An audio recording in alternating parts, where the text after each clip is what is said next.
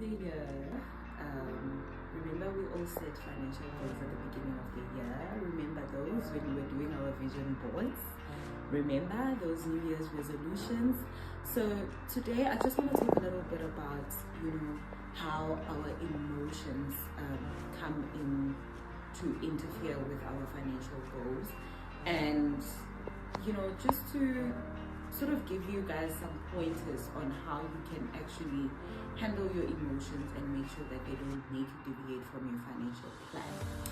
So hello guys, my name is Pudi, also known as the Modern Financial Advisor, and today we're going to be talking about emotional spending. And I remember I did a video similar to this last year, and it was Women's Month, and that was just solely based on women. So the video was centered around women, where I was talking about how our emotions come into play when it comes to our spending, when it comes to the financial decisions, and some of the repercussions that we might face with the decisions that we make financially, right? But then I just thought, let me generalize this. It's not only, I know people say that women are full of emotions, or we creatures of emotion, but then each and every person has emotions, male or female, and a lot of the financial decisions, we may not be aware of this, but a lot of the financial decisions that we make are based on our emotions, right? Let me make an example about this.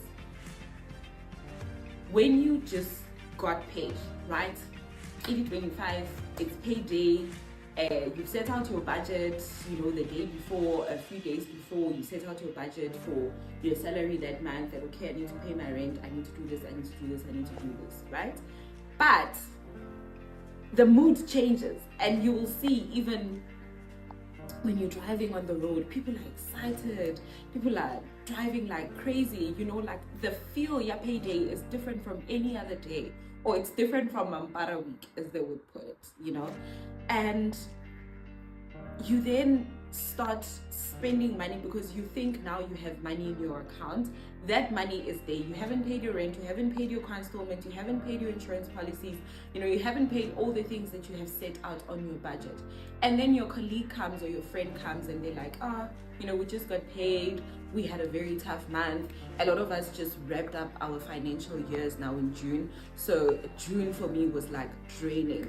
And we all get into this mood of wanting to celebrate because we worked so hard, and we worked hard for our money, and no one is going to tell us how to spend this money. It's my money anyway, so why do you want to come here and dictate what I must do with my money, right?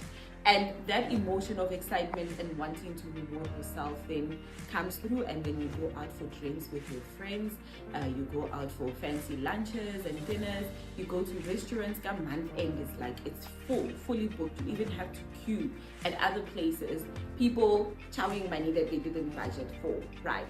And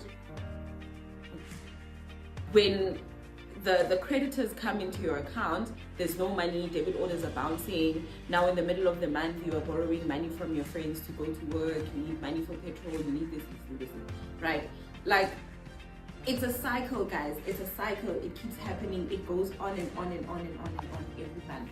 And that just comes from our emotions, because at that time your emotions come through and they take over, and they say to you, spend that money before you pay your rent, before you pay every other thing. So I'm just doing this video, just to remind you guys that at the end of the day, most of the time, if we don't achieve the goals that we set for ourselves, we have no one else to blame but ourselves. Because you set out a budget every month. What's the point of sitting down, writing down your budget if you're not going to stick to it? There's no point. What was the point of you going to all those events at the beginning of the year? I remember I went to a vision board event, which I paid for, and I was quite intentional about my goals for this year. And imagine you spending money, you having coaches, you having financial advisors, you having people coming through to help you with your goals, with your financial goals, with your personal goals, and then you don't actually do anything towards that. You're wasting everybody's time. You're wasting your time, you're wasting your financial advisor's time, you're wasting the life coach's time, you're wasting your therapist's time. sometimes we need to go back and think about what we are doing and how are we hindering ourselves from achieving our goals. Because at the end of the day, when December comes, you need to go back to that vision board. You are not doing that vision board at the beginning of the year because of excitement. And also, this is where now the emotions come, because everyone is excited at the beginning of the year. You're setting goals for yourself. We need to set goals that are also realistic, and you need to be sure that you can achieve these goals. And each and every month, you need to go back and track how you are doing on those goals. How far are you? What are you doing better? You know, what can you do better? Do you need to hire someone to help you achieve that goal? Do you need to reduce something from your budget or remove something from your budget? You know, whatever it is that you need to make, but you need to take that action and make sure that you achieve your goal at the end of the year. So I just want us to have a little bit of accountability when it comes to our goals, and also that discipline as well when it comes to our financial goals, because you cannot say that you want to get out of debt. My goal personally this year is to get out of debt.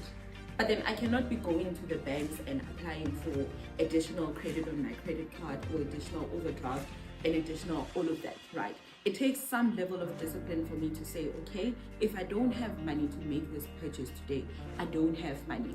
And you need to think, you know, there's this video, it's a clip from a movie. I forgot the name of the movie, but it's a very famous movie. And this Korean or Chinese guy, the friend comes to him and says, you know, I almost died, this and this and this, something happened. And then the friend asks him, it's like, did you die? And it's like, no. And at the end, like, sometimes it sounds harsh, and the way that he asked the friend that did he die, it sounded so harsh. But sometimes you just need to sit and think about it. If you're about to make a purchase, especially when it comes to clothes, guys, I love clothes myself, and you know, I do get tempted sometimes when I walk into a shop and then there's a sale and then I want to buy. But you need to think deep and say, do I really need this item? If I walk out of this shop and I didn't buy it, will I die? No. The answer is always no. You won't die. Do you really, really, really need it? Maybe not. Do I like it? Yes, I like it. But can it wait? Yes, it can wait. I can always come back next month once I have allocated some money in my budget for that. But if there's no money in my budget for it, let's move, brother, let's move. My friend called me last week, and I think she was also surprised when we had just left work and then there was a sale. I think a lot of the shops are having a sale, and she was at H&M sale. You know, she kept on showing me all these clothes. Like, oh friend, this is gonna look good in you, this is gonna look good in you, you know. I was just there like, yeah, no, I can see it. Yeah, no, it's very nice, you know. And she's like, aren't you buying anything? I'm like, no, I'm not buying anything because I didn't budget for shopping. You know, I normally do my shopping around January. I hate winter also, so I don't even know how to shop for winter, because it's just like, winter clothes firstly are so expensive. If it was up to me, I would sit at home in my tracksuits and go to work in tracksuits, but unfortunately I can't. But I still have some winter clothes from last year that I bought. You know, I still have coats, and the nice thing about winter jackets and all, you can wear them for as long as you want. And I always buy things that, you know, are not, that I can wear even when something is out of fashion. So I always keep my style very simple, so that even when fashion trends come and go, my stuff can still be relevant. You know, that's just my kind of stuff.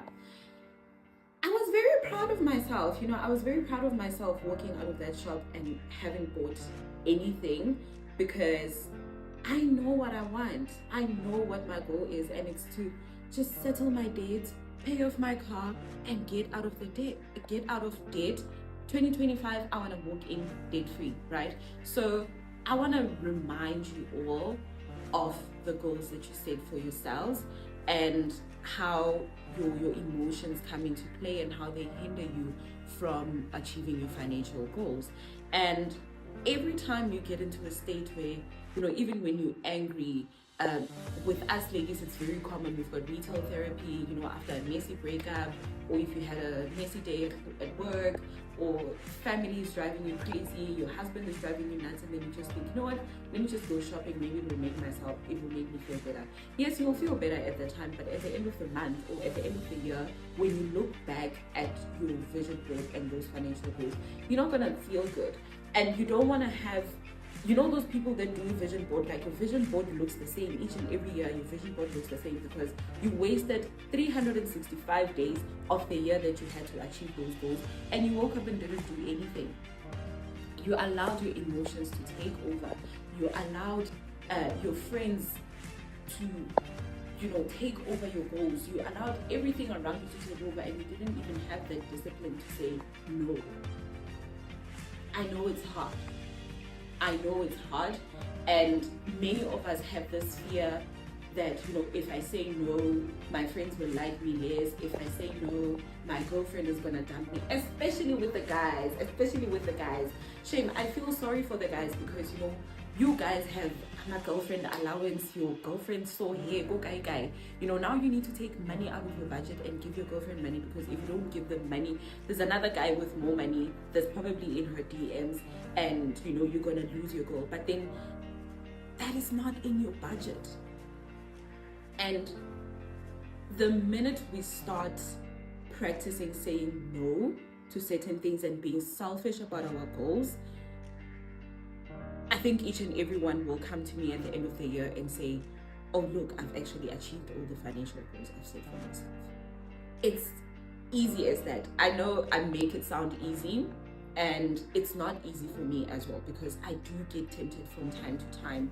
There's events coming up, there's always something coming up. There's always a new restaurant opening up and you want to go see it, you want to take content. There's always going to be a new bag, a new something. It's always going to be there. But you need to have that discipline to say no. Because here's the thing with emotions, right? You're feeling angry today. You won't be feeling angry tomorrow. You could be angry tomorrow, but then it could be something else. Those feelings are going to be there. They come and go. Just because you are happy today doesn't mean you're going to be happy for the rest of the year. So don't let the emotion now determine the rest of your life.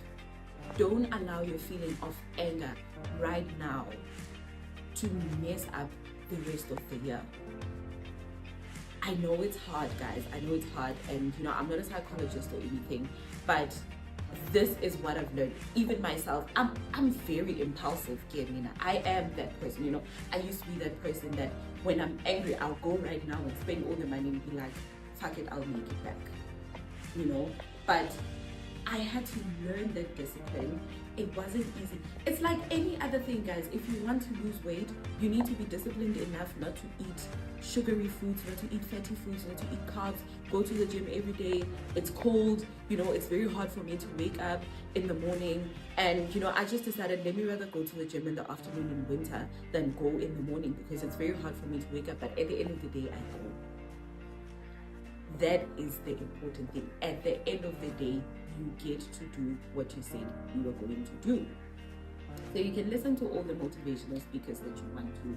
You can watch my videos. You can sit with your financial advisor all you like. But then for as long as you are not taking accountability, for as long as you are not being disciplined, for as long as you still allow your emotions to make decisions for you, you will not reach those goals that you set for yourself at the beginning of the year. So, ladies and gentlemen, I urge you all, have the discipline and remember your why. Because each and everything that you do, you need to know why you are doing it. If you want to save money, if you have a goal of having 50,000 rand in your savings at the end of the year because you want to buy a car or you want to deposit for the car, let that remain in your head. Have a picture of your car in your head. Let it stick each and every day when you go to work. When your boss frustrates you and you feel like quitting your job, remember that at the end of the year I said I want to buy a car. And when my salary comes, no matter how tough this month was, I am going to stick to my budget. The way it was, I am going to execute it as it is. Put money aside so that at the end of the year, I have my 50,000. In January, I cannot stress it even further.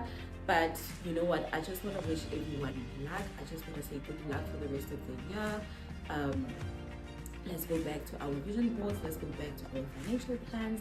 Let's review, let's see what's working. Let's see what's not working. Because also when we're setting your goals, guys, we also need to learn to be realistic about our goals. If your time doesn't allow you to do half of the things that you have set there, let's see how you can work around your schedule. Let's see how we can tweak it and make it easy for you to achieve the goal at the end of the year. If you can't do it this year, it's okay to do it the following year. You don't have to do everything in 1 year if it's too much for you to handle. But then the little things that you can do, be able to achieve 70% of what you have set out for yourself. If you can achieve 70% and then let the 30% roll over to the next year, and when the next year comes, you prioritize that 30% that you didn't do at the previous year. Your life will get better, your skin will glow, you will be happier, and you just get into that cycle. Just get into it. It only takes 21 days to build a habit. So I think if you can just 21 days, add another 21 days, and another 21 days on top of that, and then you will see your life will be different. You'll even complain about being broke, my friend, because sometimes I think you are not broke, you're just not managing your money very well. So people will say, oh, I'm broke. You are not broke. We've seen some of your pay slips. You have money. You are not managing it well. So yeah, that's it from me, guys. Don't forget to like and subscribe to the channel. If you like the video, drop a thumbs up. If there's anything that you want me to address in this platform, any questions related to finances, it could be anything, do feel free to drop a comment, and don't forget to follow us on Instagram. It's the Modern Financial Advisor. We'll leave it here for now. It's goodbye.